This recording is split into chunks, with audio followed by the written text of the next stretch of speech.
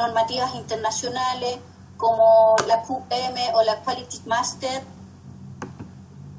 Independiente de eso, ¿no es cierto?, lo que vamos a mirar es un checklist de una serie de elementos del producto final que van a valorar y nos van a decir qué tan bien, ¿no es cierto?, está en normas de calidad este producto educativo que vamos a poner al servicio de los estudiantes, y que obviamente eso implica también valorar la calidad de la empresa que desarrolla estos cursos con tecnología, y que asimismo, ¿no es cierto?, considera también otros procesos, como ocurre con la EFQM, que es utilizada principalmente en España, que apunta a una norma ISO y que tiene que ver con procesos y con gestión.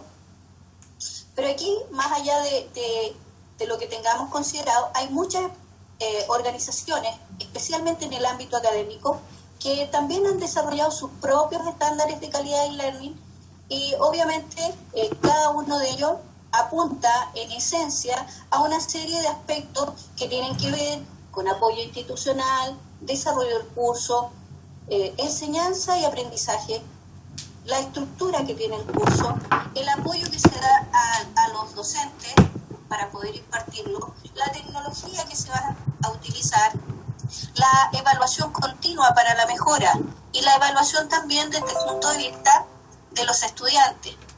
Y un elemento que hoy día, en especial, ¿no es cierto?, es el que más nos tiene preocupados, la seguridad al momento de la examinación. Los aspectos, ¿no es cierto?, en general, más clave, obviamente siempre tienen que ver con el proceso de enseñanza, la estructura, la evaluación, que son los que tenemos en retina generalmente. Pero los otros no dejan de ser importantes porque también tienen que ver con la calidad. Ahora bien, obviamente cuando estamos diseñando un curso con tecnología, y pensemos en cursos como el que ustedes siguieron, que es un curso e-learning, obviamente ahí necesitamos tener claridad de una serie de elementos que son propios, ¿no es cierto?, del diseño instruccional y de los estándares que están detrás de este proceso. Y que uno podría decir, bueno, si yo cumplo con esos estándares, mi curso es el mejor, mi curso realmente va a permitir que mi estudiante adquiera las habilidades y las competencias. Bueno, recordemos que para el éxito de un curso no solamente tenemos que cumplir con estos criterios que denotan la seriedad y el compromiso en el proceso de creación, sino que también implican, ¿no es cierto?, considerar otros elementos que están aparejados, tanto los previos, como es toda la fase de diseño instruccional, como también los post, que tienen que ver con la implementación, es decir, capacitación de los docentes, la mediación que se va a hacer, el apoyo logístico que se va a dar al estudiante. Ya lo vamos a ir viendo. O sea, el éxito de un curso no solo está en directa relación al cumplimiento de los estándares, sino que también a otros que confluyen y que en su conjunto hacen que un curso tenga éxito. Pero si tuviésemos que hablar de normativa, hoy día vamos a centrarnos en dos, que son las que a partir de ellas estructuran todas las otras, ¿ya? El estándar de la rúbrica Quality Master es una rúbrica nacida de la Universidad de Maryland, en Estados Unidos, en el año 2003. ¿Ya? La iniciativa fue creada por una serie de profesionales que obviamente lo que querían era, a través de la medición, garantizar la calidad de un curso online. Y a lo largo de los años, y tras haber recibido una serie de insumos, evolucionaron, se constituyeron en una institución que promovía la mejora continua, y sus diseños online ¿no es cierto?, adquirieron una preponderancia importante y sus estándares de calidad, que estaban configurados por 43 estándares, divididos en 8 categorías, que se resumían en una rúbrica que uno podía ir chequeando para verificar si su curso estaba o no estaba alineado con los estándares de calidad de la Universidad de Maryland. Las puntuaciones, que iban de 1 a 3, reflejaban que también estaba en este proceso cada una de estas dimensiones, y lo que trataba de mostrar, ¿no es cierto?, en términos de qué aspectos debían mejorarse para que esto fuese realmente exitoso. Las valoraciones, ¿no es cierto?, de esta rúbrica apuntaban a, yo les dije, 8 grandes aspectos. Como verán en la diapositiva, obviamente, ¿cierto?, hay una serie de elementos que sí o sí debiesen estar en nuestros cursos cuando los levantamos mediados con tecnología, y que debemos, en función de eso, hacernos una serie de consultas si cumplimos o no cumplimos con esos parámetros. Desde si hay una visión general, si estructuramos el llevar por alguna ruta al estudiante con una introducción, con una visión general, ¿cierto? ¿Qué es lo que queremos que aprenda el estudiante en este curso? Tendremos que tener aprendizaje esperado, ¿cierto?, declaración de alguna competencia, o bien nos guiaremos institucionalmente por algún objetivo de aprendizaje.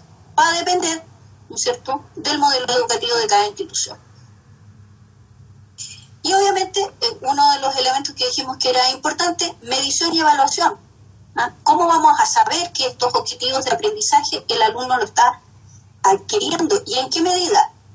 Y para eso necesitaremos una serie de insumos educativos que permitan que el estudiante, a través de la plataforma más la mediación del docente, pueda cumplir estos objetivos. Materiales instruccionales. Para que los materiales instruccionales pasen, lo conversamos en la sesión anterior, ¿no es cierto?, y se integren desde nuestra memoria a corto plazo a nuestra memoria a largo plazo y sean parte de nuestro ser cognitivo, necesitamos una serie de desafíos. Por lo tanto, hay un elemento importante ahí que tiene que ver con las actividades y la interacción fundamental dentro de un curso learning. Pero como todo esto se hace mediado con tecnología, obviamente que la tecnología, la búsqueda de las herramientas para configurarlas de la mejor forma posible también es un elemento a evaluar. Y la mediación, entendiendo que hay una serie de logística que debemos tener adicionalmente a la que da también el docente. Por lo tanto, ahí debemos acompañar. En Chile nosotros tenemos una normativa que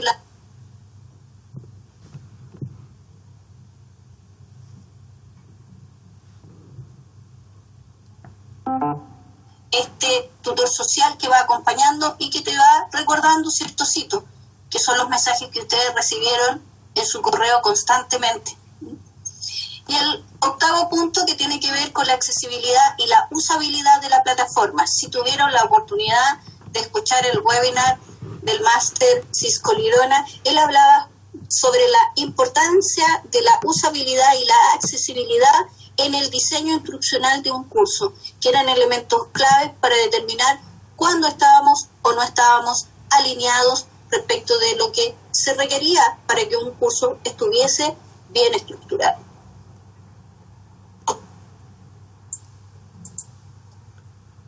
Otra de las normas importantes tiene que ver con OSCAR.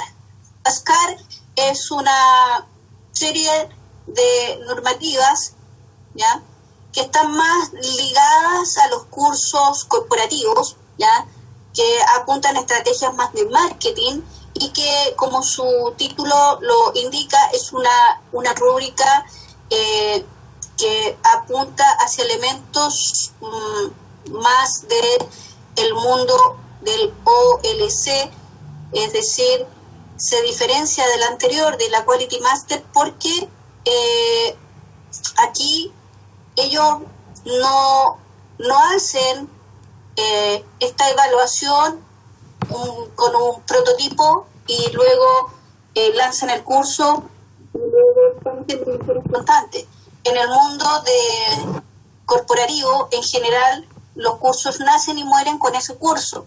Y es muy poco probable, o muy pocas veces, sucede que ese curso se replique varias veces.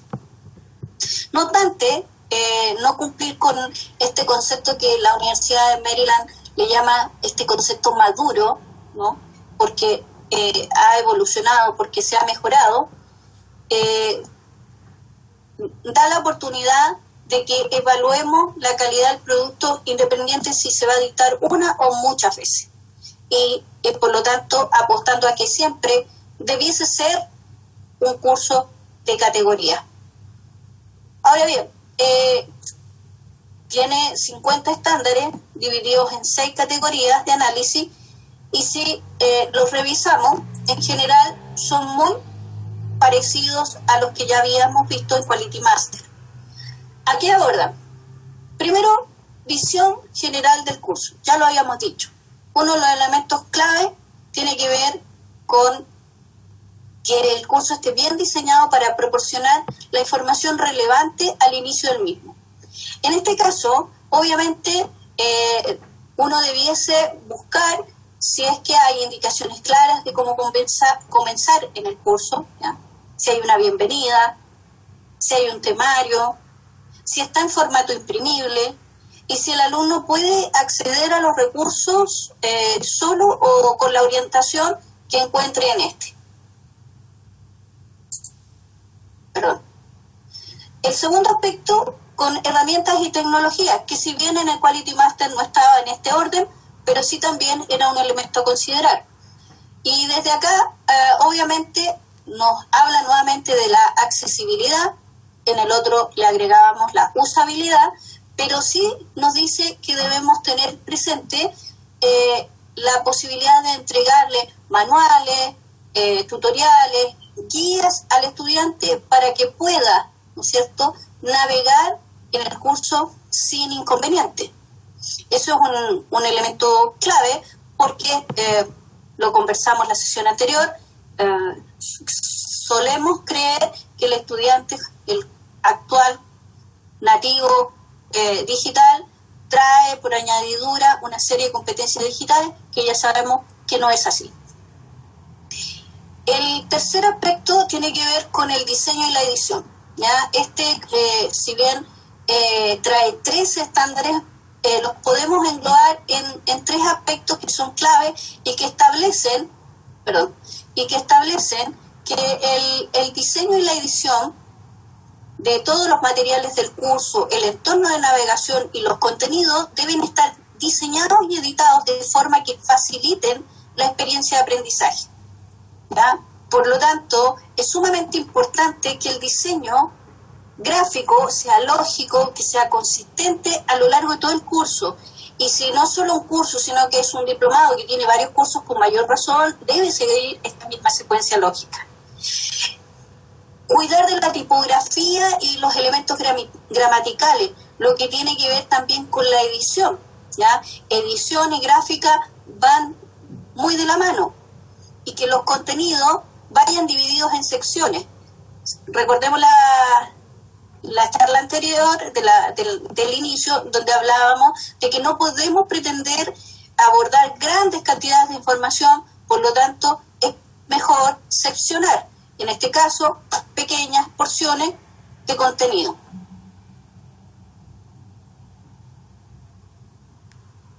Interacción. Bueno, en la interacción, se me saltó uno.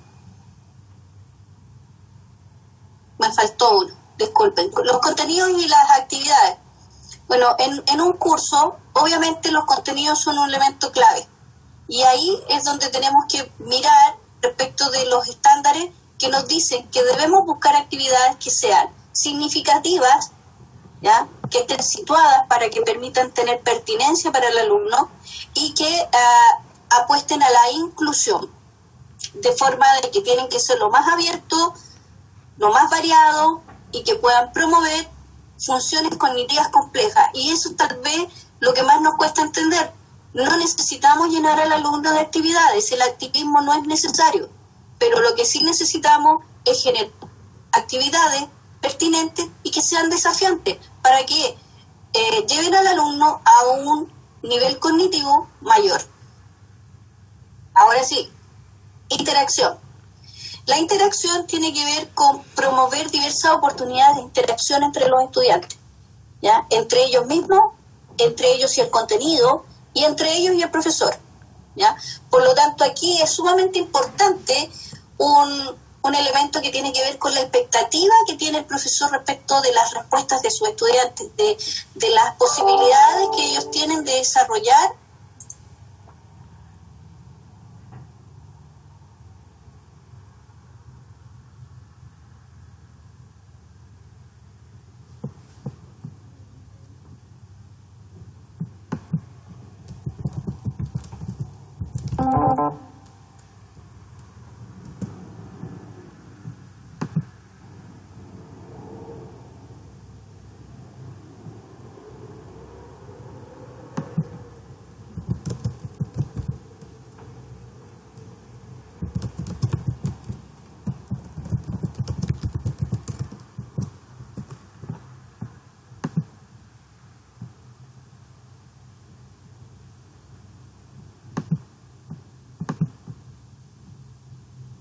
de cualquier posibilidad que uno se haya planteado inicialmente.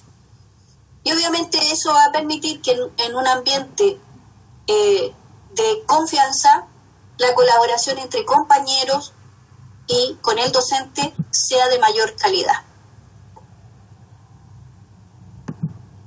Evaluación y retroalimentación, que era uno de los aspectos también, ¿no es cierto?, que generan mucha atención, sobre todo hoy por hoy, donde todos queremos saber si realmente el estudiante que está dando las evaluaciones es quien dice ser.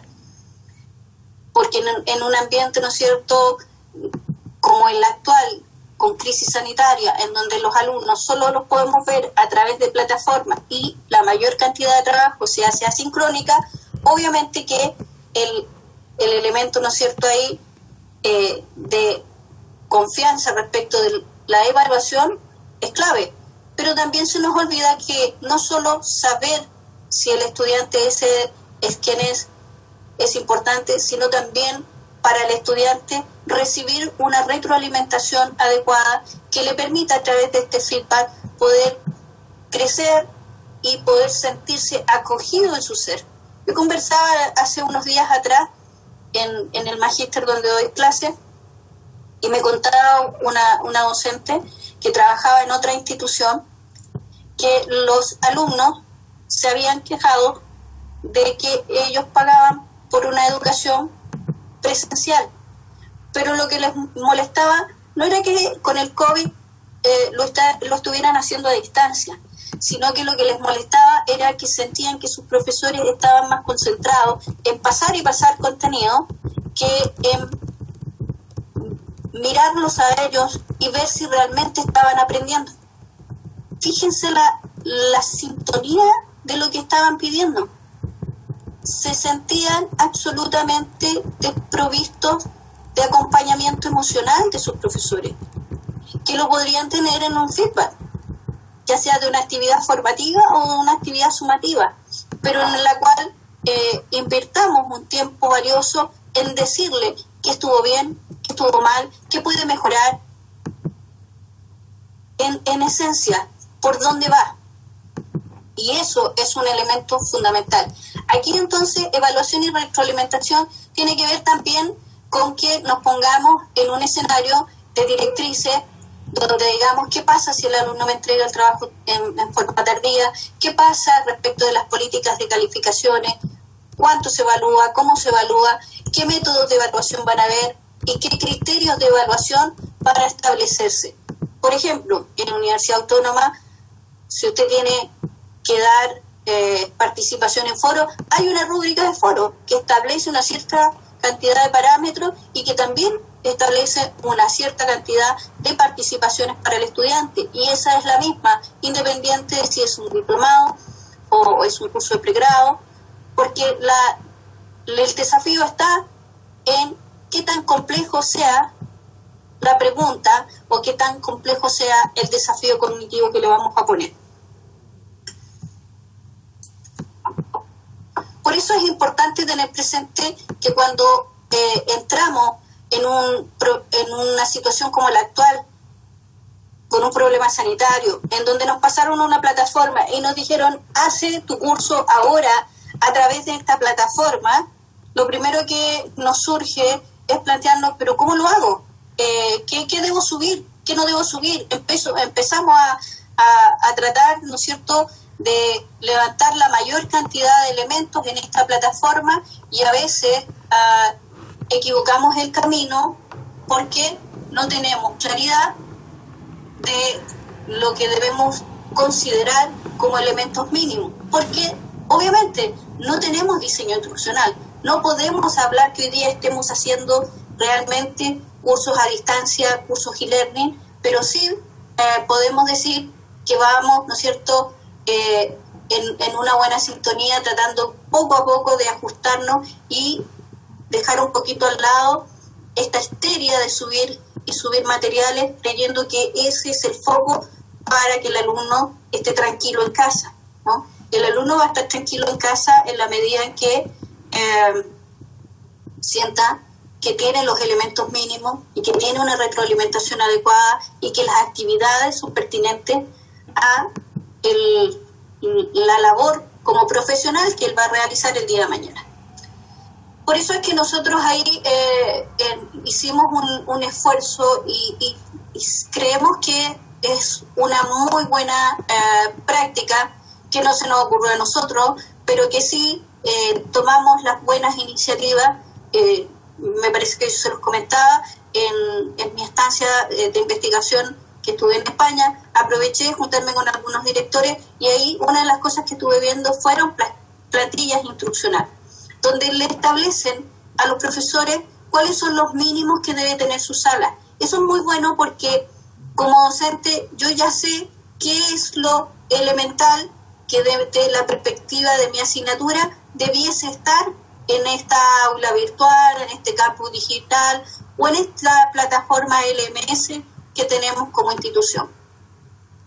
Entonces, el tener esos lineamientos base y el tratar de tener una estructura limpia, ¿no?, de navegación, pensemos, si ponemos muchos elementos a disposición acá del estudiante, hace que esto lamentablemente sea mucho más caótico y más difícil de seguir para el estudiante. En la medida en que le damos una ruta simple, pero que sea factible para él de orientarse, es mucho mejor.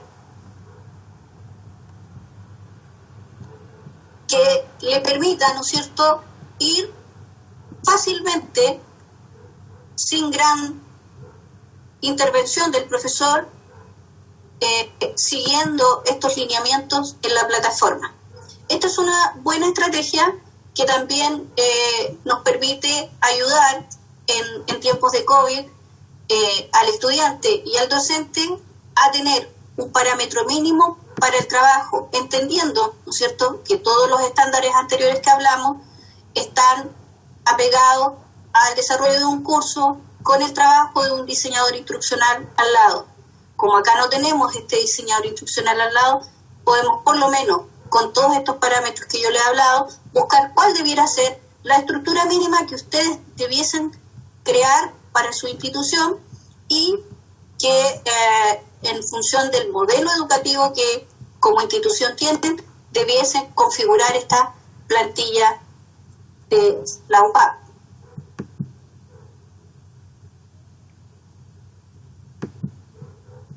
¿Y qué pasa en la plataforma? Aquí viene la pregunta clave, ¿no? ¿Qué pasa cuando ya tenemos el curso?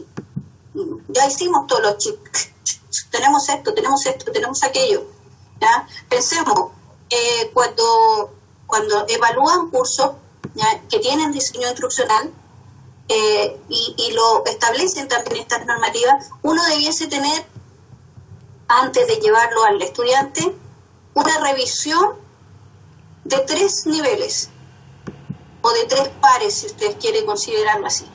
El primero, el director o coordinador del programa. El segundo, el experto en contenido que generó los materiales. Y el tercero, un diseñador instruccional, que no debe ser el que ya lo hizo, sino un par de él, porque va a tener mayor objetividad al momento de mirar.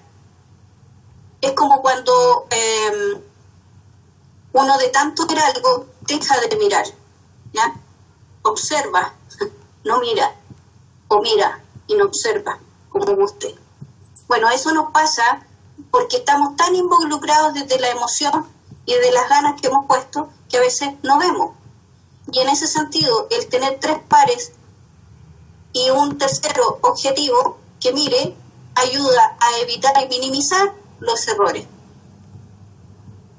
Ahora bien, terminamos el curso, subimos y nos encontramos en que nuestra aula virtual tiene una serie de interacciones y una serie de personas que están actuando en ella y que requieren de nuestra total atención. La primera pregunta que nos debiésemos realizar es, bueno, ¿debo considerar algunas teorías pedagógicas como más adecuadas? Bueno, sin lugar a dudas que cuando estamos en un espacio virtual mediado por tecnología, hay algunas estrategias que son mejores que otras.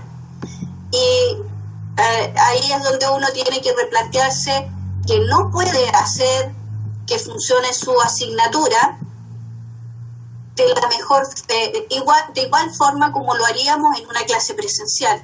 Obviamente aquí tenemos que pensar que el constructivismo y el conectivismo son elementos clave que debemos tener en mente al momento de interactuar con nuestros estudiantes. Y que la interacción que se da en este espacio es muy distinta a la que se da en una clase presencial, porque ya no hay verticalismo donde el profesor es el que sabe todo y el estudiante es un recipiente que debemos llenar, sino que tenemos una diada en la cúspide que es el estudiante más sus pares, estudiantes, y que el profesor es un mediador, es un y tutor, como lo llama Salmón, que dice que el profesor, ¿no es cierto?, es este que yo digo pares interpares, este guía. Pero entre ellos siempre va a entorpecerse la comunicación por un elemento que es la incertidumbre, ¿ya? El profesor siempre estará dudando si quien le manda los trabajos, si quien está en el foro, ¿ya?, si quien envía todos los desafíos que él le pone cognitivos en plataforma es realmente el estudiante o es un amigo, es la polola, es la pareja, quien usted quiera poner. Y por otro lado, el estudiante siempre va a tener la duda de que el que revisa es el profe, ¿no es cierto?, es el docente, o es el ayudante, o es un sistema que está calificando simplemente cada vez que él envía algo. Esta incertidumbre hace que obviamente la comunicación pueda verse un poco entorpecida, y por eso que idealmente siempre que hay programas mediados con tecnología, yo sugiero que haya videoconferencia, que haya un elemento sincrónico para que esa incertidumbre se minimice. Y eso es un elemento sumamente importante y potente porque permite, ¿no es cierto?, que nos veamos las caras, que sepamos quiénes son. Y por otra parte, hay un elemento clave y que generalmente es minimizado porque se cree que es antojadizo, pero es un elemento no menor, y que es el tutor social, ¿ya? Nosotros le llamamos tutor social, en otras universidades le llaman el asesor académico, como usted quiera llamarle, pero que en esencia el tutor social es quien le va acompañando, es su Pepe Grillo, ese que le dice, te recuerdo que tienes plazo hasta tanto, te recuerdo que tienes videoconferencia, te recuerdo que tienes 2 días sin entrar a la plataforma, te recuerdo que y si yo tengo alguna duda es que no encuentro la clave, es que ahí estará. El tutor social además ayuda al profesor, le dice, profesor, hay un alumno que lleva varios días que le está preguntando, usted no ha ingresado a la plataforma, profesor, este alumno está con un problema de salud, va a tener que reprogramarle. O sea, siempre el tutor social va a ir mediando entre lo que sucede en la comunicación entre el estudiante y el profesor, pero también en la interacción y en el cumplimiento de las fechas. Entonces, esta diada, ¿no es cierto?, alumnos o estudiante, profesor online y toda la comunidad que implica un curso a distancia o mediado con tecnología, verán que es mucho más complejo, porque además, si miramos con detenimiento la imagen, veremos que cada uno de ellos tiene una serie de elementos que van a confluir en este espacio virtual y que tienen que ver con el contexto sociocultural que cada uno de ellos tenga, más o menos herramientas para emocionales, cognitivas, digitales, para funcionar en este espacio. Una serie de elementos relativos a logística de la propia institución. Recordemos que también el elemento tecnológico es un elemento de calidad respecto de los cursos que certifican que estamos preparados para ello. Y obviamente los factores propios de cada uno de estos actores, ¿no es cierto?, que están confluyendo en este espacio virtual.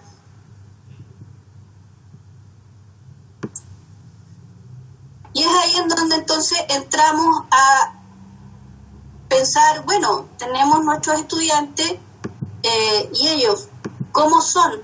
¿Cómo interactúan a través de estos espacios virtuales? Bueno, ahí claramente cuando entramos a mirar al estudiante y al docente en un espacio mediado con tecnología, debemos tener presente que la forma en que hoy día accedemos al conocimiento y que generamos nuestro acervo cultural es distinto a como era antes, y que este implica, ¿no es cierto?, una serie de elementos de manejo de artefactos tecnológicos. Y que estos artefactos tecnológicos, ¿no es cierto?, que pueden ser, ¿no es cierto?, blogs, redes sociales,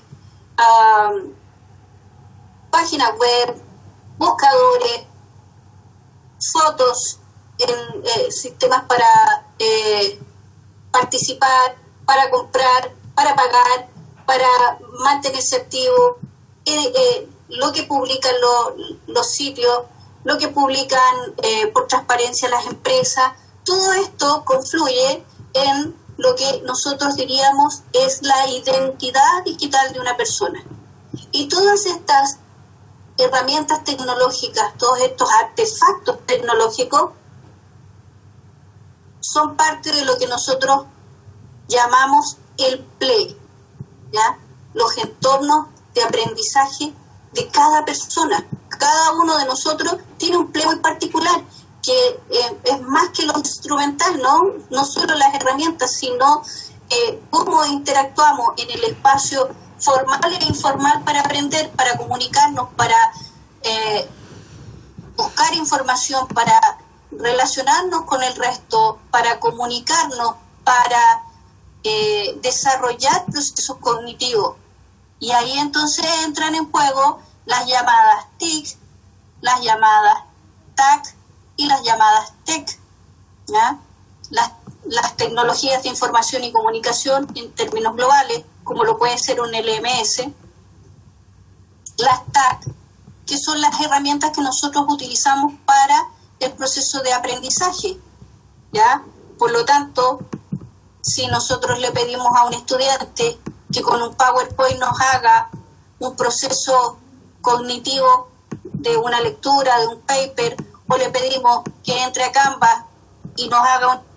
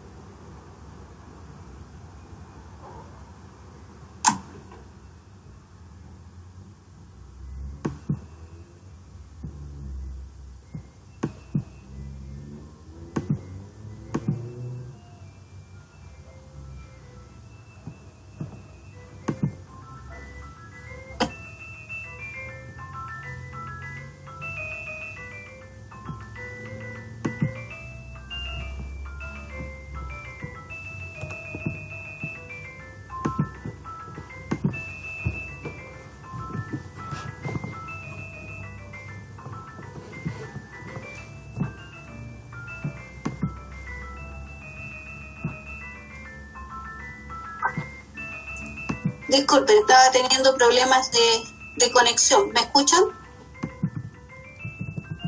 Sí, Marisol, quizás podrías retomarte unos PPT hacia atrás. Sí, claro. Les agradecería que me pudiesen...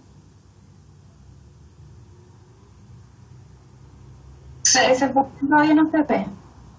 No, se cortó unos minutitos. Hola Marisol, buenas tardes.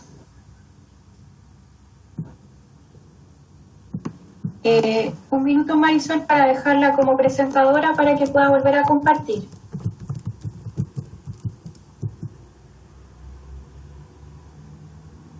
Ok.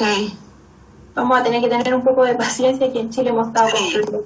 Es la tecnología, ¿verdad? No depende muchas veces de la voluntad ni de lo que uno pueda hacer, ¿verdad? Porque dependemos de otro. Pero de todas maneras, muy rica la información que nos está proveyendo Marisol, ¿verdad?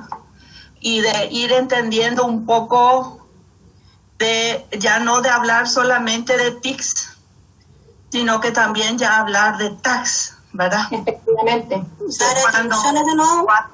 Sí, es como una evolución también dentro del proceso que nosotros mismos como docentes tenemos que empezar a ensayar, a construir, a ir generando de que no solamente sean unos recursos, unos medios, sino que a través de ellos podamos ir consolidando los aprendizajes, ¿verdad?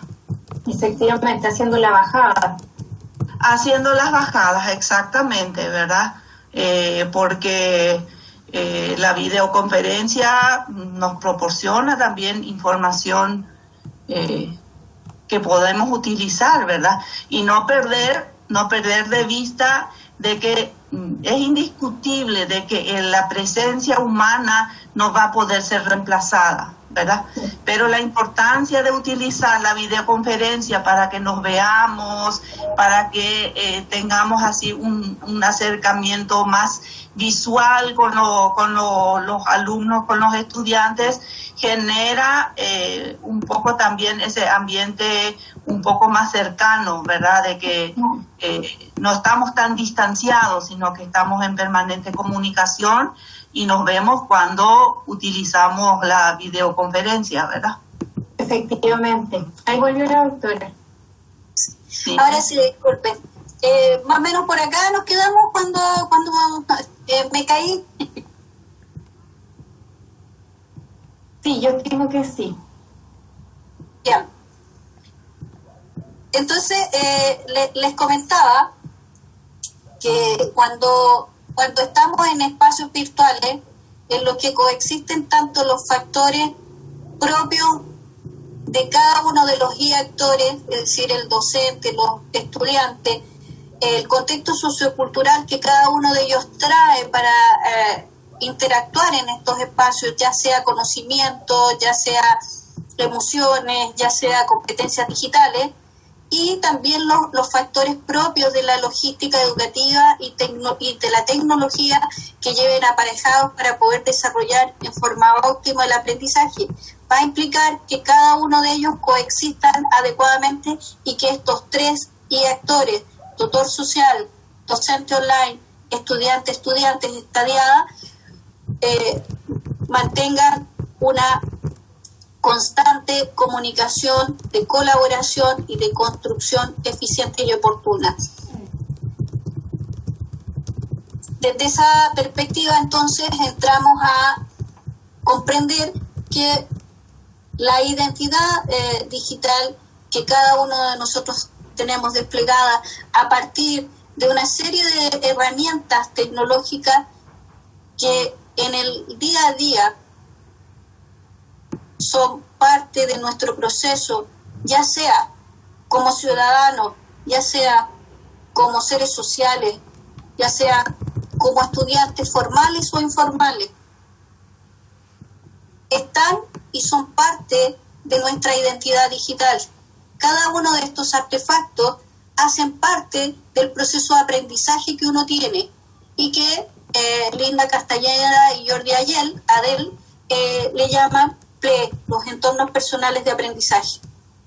Los entornos personales de aprendizaje son todas aquellas herramientas, son todas aquellas formas de aprender, son todas esas formas que tenemos y como visiones para relacionarnos en un mundo altamente digitalizado. Por lo tanto, generalmente siempre englobamos todo en el concepto TIC, pero en realidad cuando estamos generando procesos de aprendizaje nos estamos centrando en las TAC, que son las tecnologías de aprendizaje y conocimiento, como podría, ¿no es cierto?, ser un software que nos permita hacer infografía, otro que nos permita hacer mapas conceptuales, y están las TEP, que son las tecnologías de empoderamiento y participación, y que tienen que ver con todas las plataformas que nos permiten comunicarnos, hacer planteamientos sociales, de convivencia, ya sea, ¿no es cierto?, Facebook, Twitter, LinkedIn, Instagram, cualquier otra, ¿no es cierto?, que usted considere. Es decir, cuando hablamos de que debemos interactuar y generar actividades con los estudiantes, debemos considerar que la identidad digital que ellos tienen es muy variada y que tiene una serie de artefactos digitales detrás con las cuales coexisten, y que en función de esas también debemos apropiarlas y llevarlas a nuestros salones presenciales o virtuales para desarrollar el proceso de enseñanza-aprendizaje.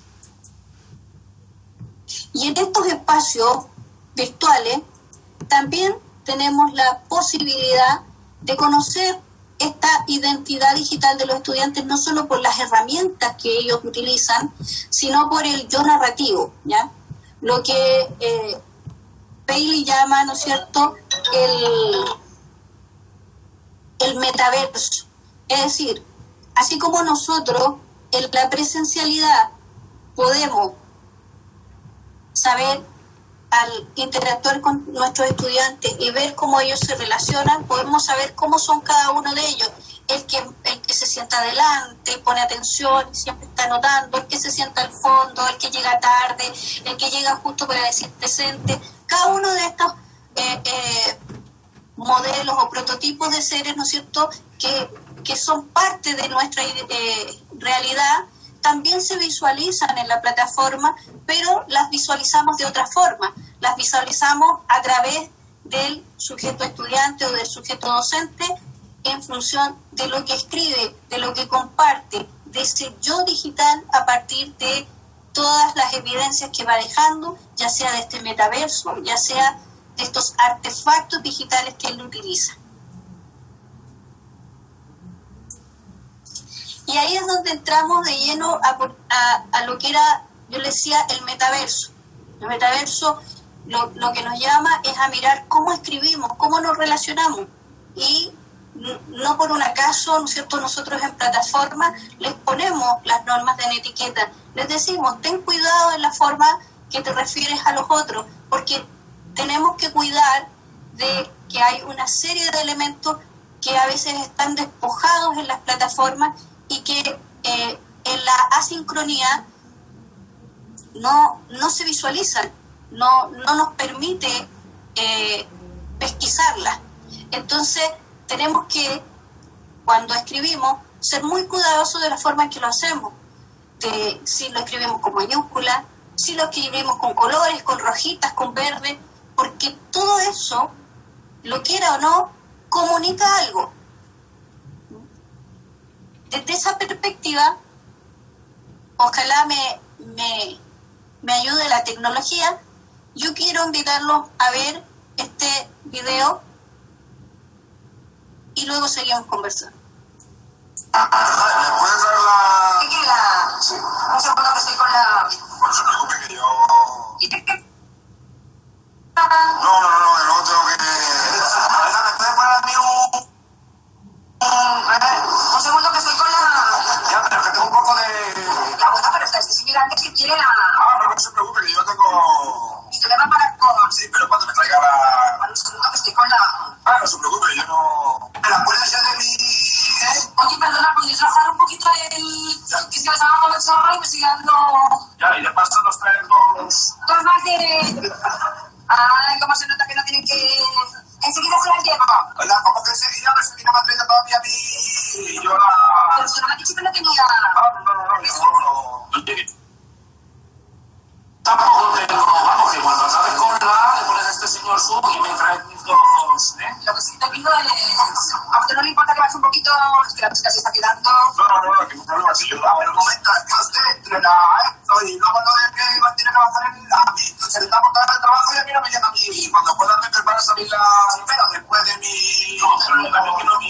Por favor, por favor. Que no me dedique primero a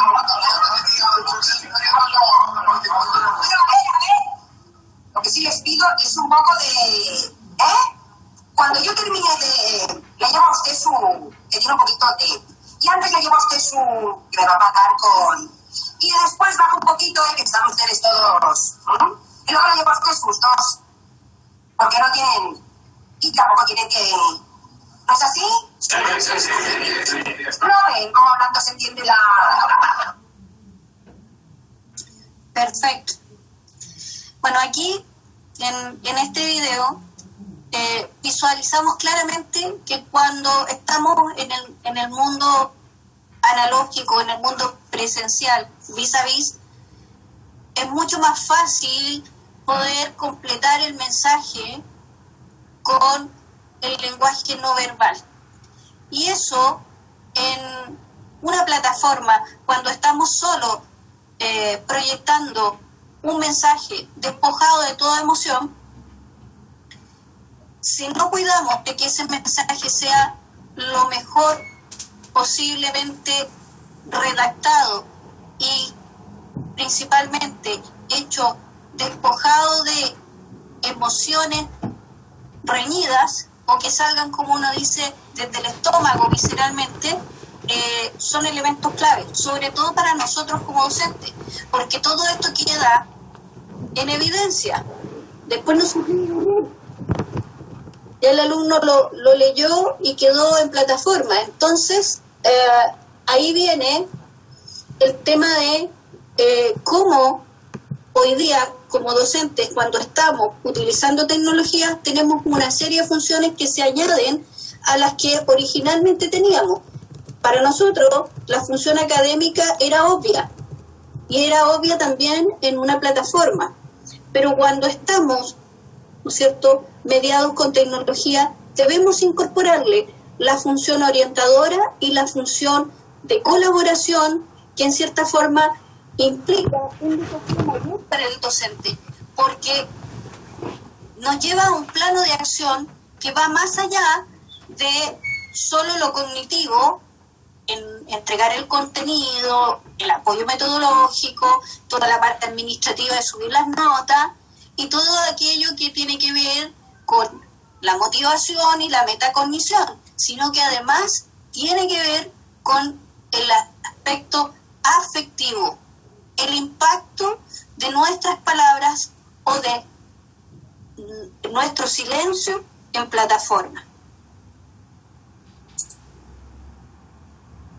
Por eso el desafío viene a ser el aprender a escuchar entre líneas, aprender a leer a nuestros estudiantes, a sacar este metaverso que nos estaba diciendo Bailey y a responder.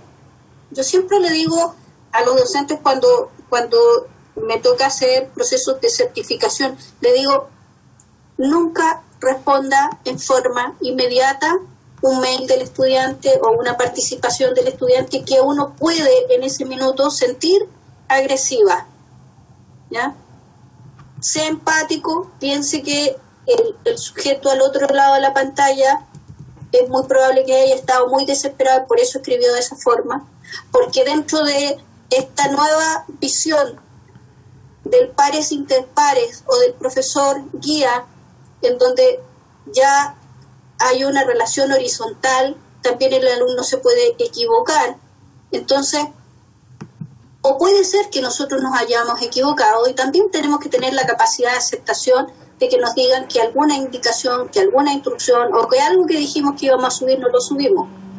Para eso, obviamente, tenemos que aprender a tomar distancia y luego, con cordialidad y empatía, responder. Y si no podemos en el minuto, por lo menos con honestidad, decirle, lo voy a averiguar, luego te respondo. Y esto que parece simple es un desafío bastante complejo porque implica mantener el control de la expresión de las emociones y traducirlas de una forma adecuada a través de la información que yo le entrego a mi estudiante y que tiene que estar tan bien planteada y entregada para que la motivación no decaiga y él quiera seguir en el proceso educativo conmigo, mediado con tecnología. Ese es el desafío que tiene impartir una asignatura mediada con tecnología. Y digo mediada con tecnología porque no me quiero casar en este minuto con ningún formato o modalidad de aprendizaje, porque podría ser un curso full online o e-learning como el que tenemos ahora, como podría ser un blended learning o combinado o híbrido o semipresencial como le llaman otros, o puede ser un ABA apoyando el proceso presencial. Independiente de cuál de ellos sea, siempre debiésemos considerar estos elementos para tener un proceso educativo de calidad. Eso. No sé si tienen alguna consulta. Disculpándome por los problemas técnicos, hoy día ha estado bastante inestable por mi sector, el internet.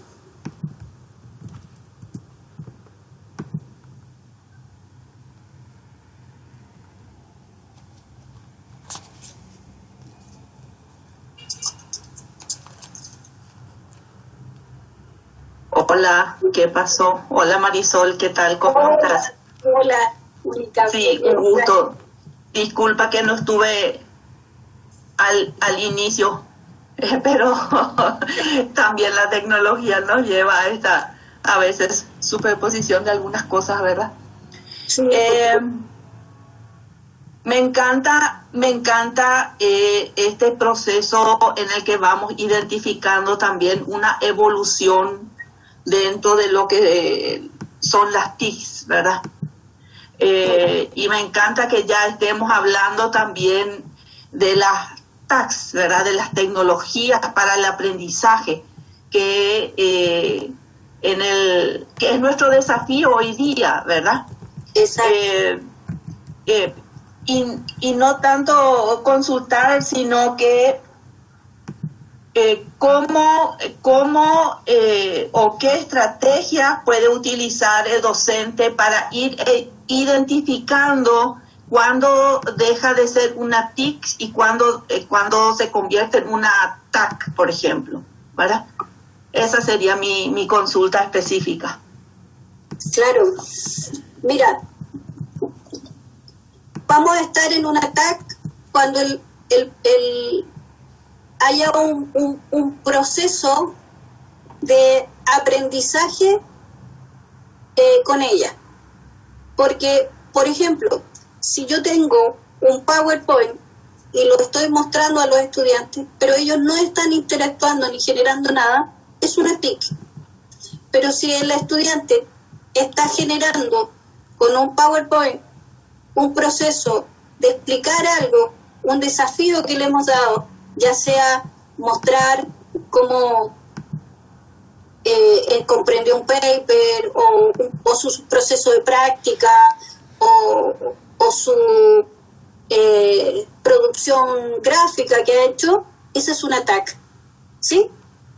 Porque él está tomando esa herramienta tecnológica para transformarla en algo que a la larga, ¿no es cierto?, implica un proceso cognitivo interno. Excelente, muchas gracias Marisol. De nada. Sí, comparto totalmente contigo, Rosa, que es tremendamente difícil mantener el equilibrio entre cantidad y calidad de los contenidos. Nos pasa mucho cuando diseñamos, y a mi equipo en especial, cuando tienen el desafío de adaptar programas a las distintas modalidades y nos llegan con un activismo y un portafolio completo de contenido y tenemos, no sé, 20 horas. Y uno dice, pero imposible esto en 20 horas. No, y tiene que leer esto y esto y esto. Y hagamos esto y esto. Oye, pero el alumno tiene 20 horas. Entonces hay que entender también que a veces menos es más.